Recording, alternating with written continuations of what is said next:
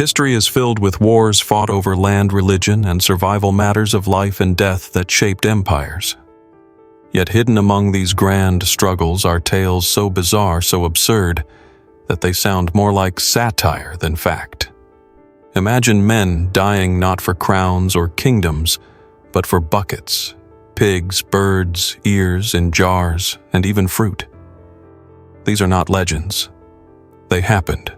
They scarred nations, and they reveal the chilling truth that human pride can turn the smallest insult into rivers of blood. If you dare to uncover the madness that once ruled our world, subscribe now, because what follows will make you question whether reason ever truly existed. Picture medieval Italy, not the golden renaissance of art and splendor, but a fractured land of rival city-states locked in endless grudges. Bologna and Modena were such neighbors, their hatred simmering like a fire under dry timber. They argued over borders, over alliances, over everything that could possibly ignite suspicion.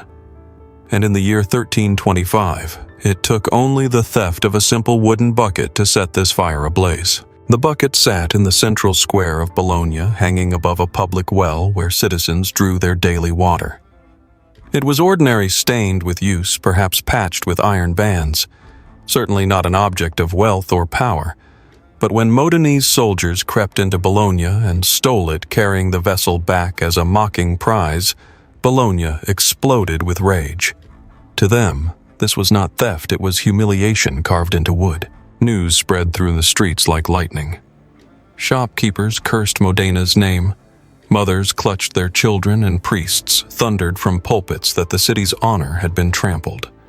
The people demanded vengeance, and the magistrates of Bologna could not ignore them. A message was sent to Modena: return the bucket at once.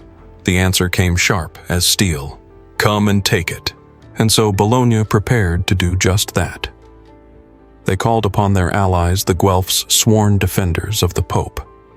Modena gathered their own, the Ghibelline supporters of the emperor. In days, what began as a quarrel over a bucket grew into a clash of ideologies, banners, and bloodlines. The insult was no longer small. It had become a symbol around which thousands were willing to die. The battlefield was chosen Zappolino, a rolling plain outside Bologna. Here, armies assembled armor-gleaming horses, stamping the ground as if sensing the madness of what was to come. Chroniclers tell us that nearly 30,000 men gathered, sworn to fight for honor, for pride, for a wooden bucket. As the sun rose over that November morning, the world braced for one of history's strangest wars. The clash was brutal. Knights thundered across the field, lances lowered war cries rising like thunder. Steel clashed arrows darkened the sky, men screamed as they fell, crushed under hooves or pierced by blades. For hours, chaos reigned, all for an object worth less than a loaf of bread.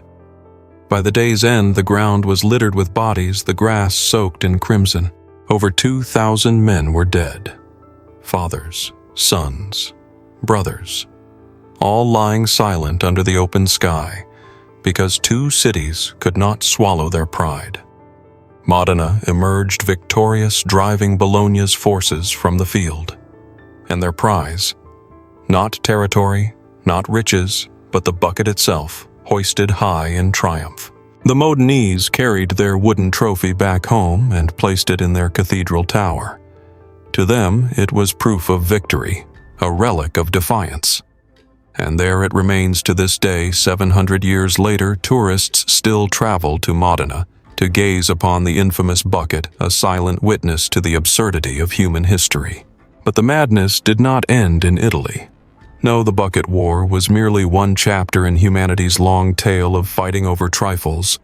In centuries to come, nations would again draw swords not for crowns or thrones, but for animals, for fruit, and even for a severed ear floating in brine. The stage is set.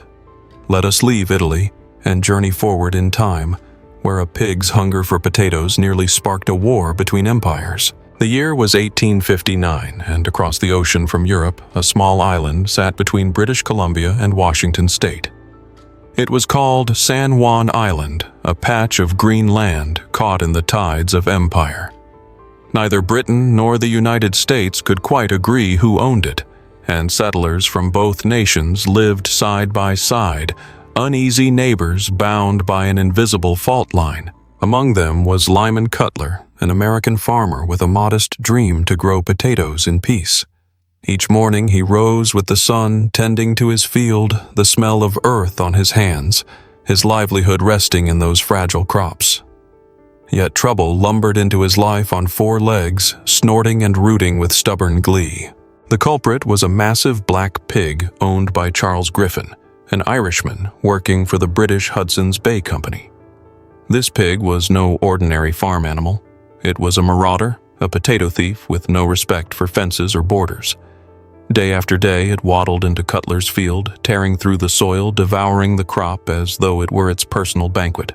Cutler's patience wore thin.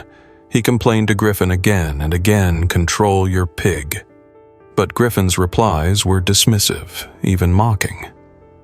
"It's your problem," he implied, as though the destruction of months of labor were nothing more than a trivial nuisance. Resentment festered just as it had once in medieval Bologna. On June 15, 1859, the breaking point arrived. Cutler emerged from his cabin to find the pig once more in his potato patch, snout buried deep in the soil. Rage overtook reason. He raised his rifle, aimed, and fired. The shot rang across the island, echoing off the sea cliffs. The pig collapsed. In that instant, the stage was set for an international crisis. Griffin was furious. He demanded compensation $100 for his pig, a fortune in those days equivalent to several thousand today. Cutler, incredulous, offered 10. Words sharpened to threats. Griffin swore he would have Cutler arrested by British authorities. The farmer, now terrified, fled to the American garrison and begged for protection. What began as a farmer's quarrel swiftly became a matter of national pride. American soldiers landed on the island, muskets gleaming. The British, unwilling to be intimidated, responded by sending warships bristling with cannons. Within weeks, both nations were staring each other down across this small scrap of land, prepared to unleash hell over a dead pig. The escalation was breathtaking. America deployed 461 soldiers and 14 cannons. Britain answered with 3 warships and 167 guns. Officers paced soldiers, dug trenches. Cannons stood ready. And all the while, the absurd truth lingered: 2 of the world's mightiest powers were on the edge of war over pork and potatoes. For months, the standoff continued. Soldiers on both sides exchanged wary glances, sometimes even jokes, acknowledging the insanity of their situation. One nervous musket shot could have lit the fuse to a war that might have changed history. Yet somehow reason, so absent at the start, returned. Diplomats intervened, and slowly both nations pulled back. The only casualty of the pig war was the pig itself, buried quietly while the world moved on. The island would eventually be awarded to the United States, but only after 12 long years of arbitration. Imagine it, 12 years of paperwork, diplomacy, and tension, all because one stubborn animal loved potatoes too much. But if pigs could nearly ignite a war, what about birds? Not majestic eagles or symbolic doves.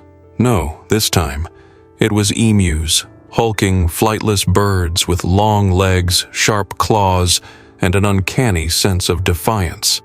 And unlike the pig, these creatures would not simply die and be forgotten, they would win. The year was 1932, and Australia was staggering under the weight of the Great Depression. Wheat farmers in Western Australia had been promised government support. They cleared land, planted seed, and dreamed of golden harvests that would carry them through hard times. But no one had warned them that they had chosen land lying directly in the path of emu migration. When the season came, the horizon darkened. 20,000 emus marched like feathered battalions, tall as soldiers, moving in relentless waves. The farmers watched in horror as the birds devoured their fields, trampling crops and turning months of backbreaking labor into dust. Their cries for help echoed across the land. The government's answer was bold, foolish, and destined for ridicule. They declared war, not against another nation, but against birds. Soldiers were dispatched under the command of Major G.P.W. Meredith. 2 men, 2 Lewis machine guns, and 10,000 rounds of ammunition. Surely they thought this would be an easy extermination. The first battle proved them disastrously wrong.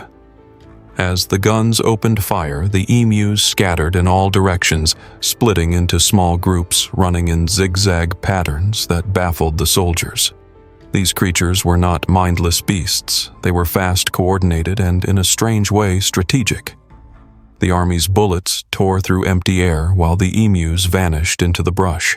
Day after day, the humiliation deepened. Soldiers chased birds across open fields, their heavy weapons useless against swift legs. The emus darted through scrub and sand, leaving the men sweating, cursing, and firing at shadows. After 6 days of combat, the numbers told a bitter story: fewer than 1,000 emus killed, while tens of thousands remained. The newspapers had a field day. Headlines mocked the mighty Australian army for being outsmarted by birds. Cartoonists drew emus wearing military helmets strutting across battlefields, their wings raised in mock victory. The world laughed, but for the farmers watching their livelihoods disappear, there was nothing funny about it. Major Meredith filed a report that sealed the legend. He admitted that the emus had superior mobility, tactical awareness, and what he called guerrilla warfare strategies. To put it plainly, the birds had beaten the army at its own game. No commander wants to confess defeat, but Meredith's honesty ensured that the humiliation would never be forgotten. The government withdrew the troops in disgrace, leaving the farmers to fend for themselves with fences, traps, and poison. The emus carried on unstoppable, turning wheat fields into feeding grounds. The Great Emu War, as it came to be called, ended not with victory, but with laughter and a permanent scar on Australia's pride. Yet perhaps the strangest part is this: the emus became folk heroes. Ordinary Australians began to admire their resilience, their refusal to yield. Around the world, the birds became symbols of nature's defiance against human arrogance. To this day, no nation has ever again declared war on animals. The memory of the emus stands as a warning. Sometimes the natural world is stronger than all the guns we bring against it. Back in Europe, not all wars were fought against animals, yet some were just as absurd. Imagine a conflict sparked over a single bucket. In the mid-14th century, the Italian city of Modena and its rival Bologna were at each other's throats, not for land, not for trade, but because someone allegedly stole a bucket from a city well. It began as a petty insult during a heated festival. Words were exchanged. Tempers flared, and within days Modena's citizens raised banners and marched toward Bologna with swords gleaming in the sun. For historians, this is almost laughable, yet for the combatants, pride and honor outweighed reason. The battlefields were chaotic. Knights clashed, archers fired, and peasants fled. Somewhere in the confusion, the missing bucket became more than an object. It was a symbol, a trophy, and a justification for bloodshed. Chroniclers wrote of the absurdity, but not enough to prevent further escalation. Meanwhile, leaders from both sides found themselves trapped between ridicule and responsibility. Withdraw now, and your city would lose face forever. Fight, and thousands could die over what a stolen bucket, a petty slight magnified by ego, tradition, and stubbornness. As with many medieval wars, the battles dragged on for months. Temporary truces were broken over minor disputes, rumors, or even a misheard insult.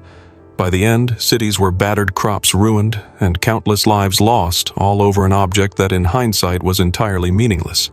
But human folly is not always so easily dismissed. Across Europe, similar skirmishes erupted over grazing rights, local markets, and even disputes over cheese wheels. The Middle Ages were a period where honor often outweighed reason, and absurdity walked hand in hand with valor. It's tempting to laugh at these conflicts, yet the chaos also reveals something darker: the fragility of human logic when combined with pride and fear. Empires could fall over ideas, small objects, or rumors. Leaders who refused to compromise often dragged their people into disaster, proving that stupidity can be as lethal as any sword. And then there was the War of the Oaken Bucket itself. After years of skirmishes, sieges, and raids, Modena finally captured the infamous bucket from Bologna. It was paraded through the streets as spoils of victory that had cost thousands of lives. Citizens cheered oblivious, or perhaps willfully blind, to the absurdity of their suffering. Yet the bucket endured in history, not as a trophy, but as a warning. It reminds us that human pride, once inflamed, can escalate to catastrophe over the smallest sparks. Sometimes the world's most ludicrous wars reveal the darkest truths about human nature, that we can sacrifice everything for nothing. Even today, historians debate the logic behind these conflicts. Could diplomacy have saved countless lives? Almost certainly. But in the heat of medieval honor, reason was a fragile candle against the raging winds of ego, superstition, and fear.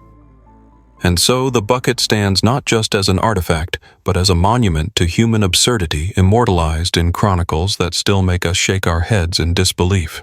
Meanwhile, far from Italy, other parts of Europe had their own battles of absurdity.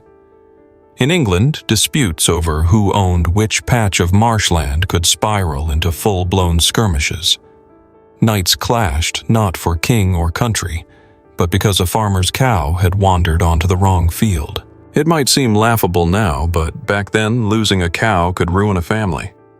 Livelihood, honor, and the delicate balance of medieval society were intertwined with these seemingly trivial possessions.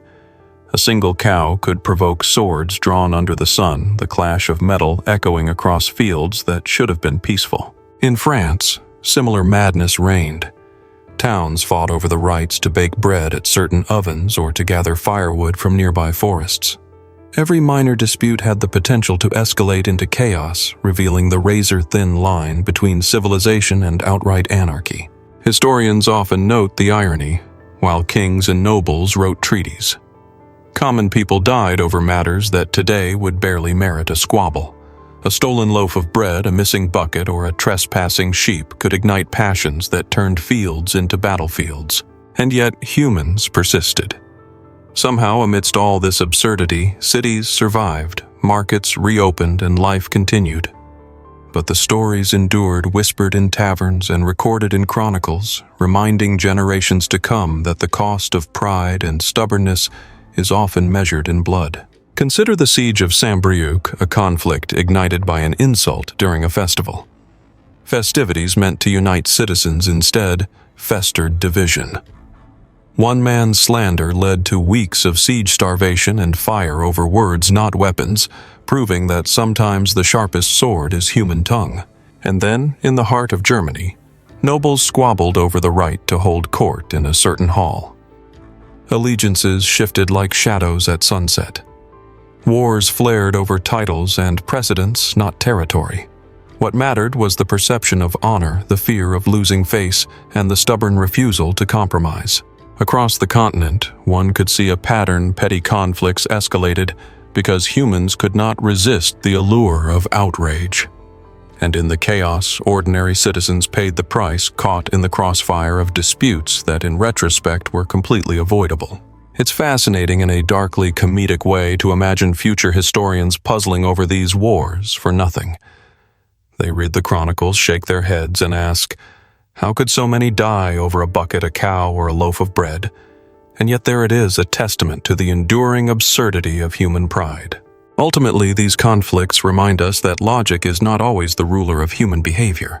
Fear, honor, superstition, and simple stubbornness can drive entire populations to the brink of catastrophe. A bucket, a cow, or an insult, any spark, can ignite a firestorm when ego and tradition outweigh reason. Imagine the battlefield, knights in shining armor tripping over each other, peasants brandishing pitchforks with more courage than skill, and a nobleman dramatically waving a stolen bucket like it were the Holy Grail. The absurdity was almost theatrical, yet terrifyingly real. In some towns, chroniclers reported entire skirmishes paused for a rainstorm only to resume the next day with the same intensity. Warfare was not just about swords and shields, it was about timing pride and who could endure humiliation the longest. Meanwhile, women and children often watched from the sidelines, bewildered yet powerless. Some would throw stones to chase intruders away, while others screamed for mercy. For them, these wars were terrifying spectacles, not entertainment, highlighting the human cost of absurd conflicts. Even the clergy could not resist getting involved. Priests sometimes tried to mediate only to end up cursing both sides when neither would listen. Divine authority clashed with human obstinacy, creating sermons about morality and patience that were mostly ignored. Back in Italy, one particularly notorious feud started because a baker claimed his rival's flour was tainted. Weeks of minor skirmishes escalated into a full siege. Archers fired arrows over fences while cats and dogs ran in panic, an almost comical chaos masking the real danger beneath. In the German principalities, rival lords competed over who could host the grandest feast. Invitations were sent, insults were whispered, and soon enough swords replaced platters. Guests once celebrating a wedding found themselves conscripted into battles they had not asked for. Even in the darkness of night, the petty wars continued. Torchlight flickered over frightened faces and muddy trenches. Misunderstandings led to accidental attacks, and in the confusion, entire squadrons found themselves charging toward allies instead of enemies. The aftermath was always the same: villages, burned livestock lost, and families grieving. Yet somehow, history remembers these events with a mix of horror and humor. They are cautionary tales reminding us how pride and stubbornness can lead to disaster over the most trivial provocations. Some historians argue that these absurd wars were the ultimate stress test of medieval society. They exposed weaknesses in diplomacy, revealed the dangers of unchecked ego, and perhaps unintentionally taught lessons about human resilience and folly. So as we reflect on these ridiculous yet tragic conflicts, we might ask ourselves, how often do we let small insults or petty disputes escalate into crises? The medieval world may be gone, but the human tendencies it displayed remain a mirror to our own capacity for absurdity. By the time the dust settled, survivors walked through villages that smelled of smoke and fear. Families counted losses, some mourned livestock, others mourned sons and brothers. The absurdity of dying over a bucket or a stolen loaf seemed almost cruelly comedic to those who lived to tell the tale. Chroniclers often noted the irony: warriors who had sworn eternal loyalty to a lord would end up fighting for reasons so petty they could barely articulate them. Pride, honor, and reputation, abstract concepts, became weapons sharper than any sword. Some lords attempted to capitalize on these ridiculous conflicts. They wrote letters claiming heroic victories over formidable enemies, embellishing the story to gain favor with distant monarchs. In reality, it was often a tangle of misunderstandings, spilled wine, and misplaced livestock. Despite the ridiculous causes, the human cost was undeniable. Injuries, amputations, starvation, and despair spread like a plague through towns. The absurdity of it all only deepened the horror: human lives lost for something utterly trivial, leaving a stain on history that seems almost surreal. Interestingly, some villages began creating their own peace treaties, offering symbolic gestures, shared meals, ceremonial dances, or even presenting a new bucket to rival factions. Humanity's absurdity was matched only by its ingenuity, finding ways to reconcile even after madness. But not all tales ended well. In certain regions, the rivalry festered for decades. Children were taught to hate their neighbors for offenses they had never witnessed. Generations grew up believing in feuds so petty, yet so sacred, that logic was powerless against inherited fury. Artisans and minstrels found inspiration in these ridiculous wars. Songs, poems, and plays recounted battles over fences, flocks, or a stolen tool. Through humor and satire, society remembered the chaos while subtly warning future generations about the dangers of pride and stubbornness. By the end, what seemed like absurdity became legend. Stories of men fighting over buckets bread or insults were immortalized in chronicles, reminding us that history is not only made of great victories, but also of human folly and small-scale catastrophes that shaped communities in invisible ways. And yet, there is a haunting lesson hidden beneath the laughter. These wars, ridiculous as they were, reveal a truth about humanity: small sparks can ignite massive fires. Ego stubbornness and petty grievances can spiral into chaos, leaving scars far deeper than the trivial cause would suggest. So, as we leave the fields of medieval absurdity, we glimpse a reflection of ourselves. History whispers never underestimate the power of the trivial to destroy the folly of pride and the thin line between comedy and tragedy. Subscribe, hit the bell, and remember sometimes the smallest causes leave the darkest shadows.